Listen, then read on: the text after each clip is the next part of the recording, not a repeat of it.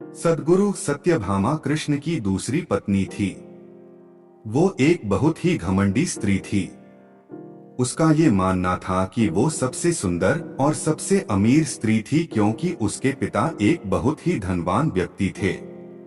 तो सत्यभामा जितने और जो रत्न और आभूषण और संपत्ति चाहती थी वो सब उसके पास थे। स्वाभाविक रूप से घमंड उसकी एक बड़ी समस्या थी। एक बार कृष्ण के जन्मदिवस के अवसर पर सत्यभामा ने सोचा कि वो सबको दिखाएगी कि वो कृष्ण को कितना प्यार करती थी। तो उसने तय किया कि वो कृष्ण के वजन जितना सोना शहर के लोगों में बांटेगी। एक बार कृष्ण के जन्मदिवस के अवसर पर सत्यभामा ने सोचा कि वो सबको दिखाएगी कि वो कृष्ण को कितना प्यार करती थी। तो उसने तय किया कि वो कृष्ण के वजन जितना सोना शहर के लोगों में बांटेगी। इसे तुलाभार कहते हैं। ये मंदिरों में होता है।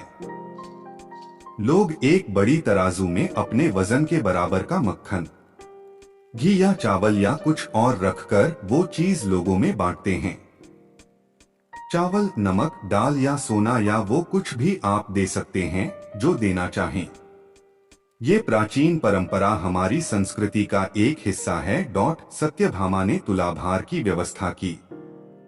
लोग बहुत प्रभावित हुए पर कृष्ण पर इन बातों का कोई असर नहीं हुआ।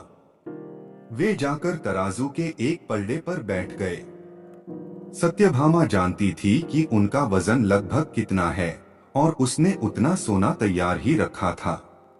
पर जब उसने सब सोना दूसरे पलड़े पर रखा तो कांटा जरा भी नहीं हिला।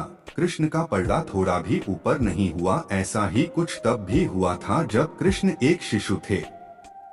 एक राक्षस आकर उन्हें ले जाने लगा।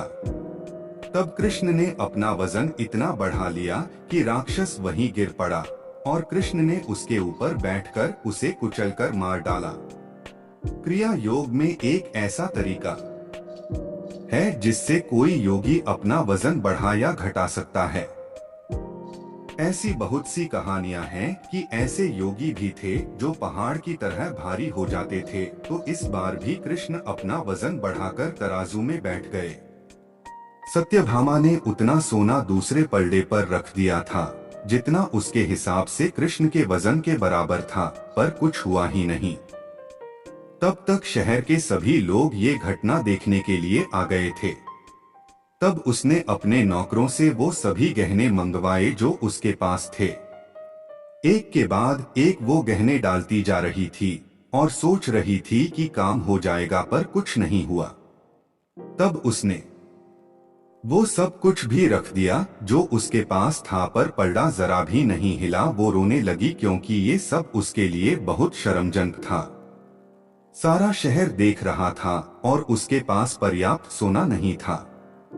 वो जो हमेशा अपनी संपत्ति के बारे में इतनी घमंडी थी, उसके पास पर्याप्त सोना नहीं था और उसे समझ में नहीं आ रहा था कि वो क्या करे। तब उसने रुक्मिणी की ओर देखा जिससे वो बहुत जलती थी और हमेशा परेशान रहती थी।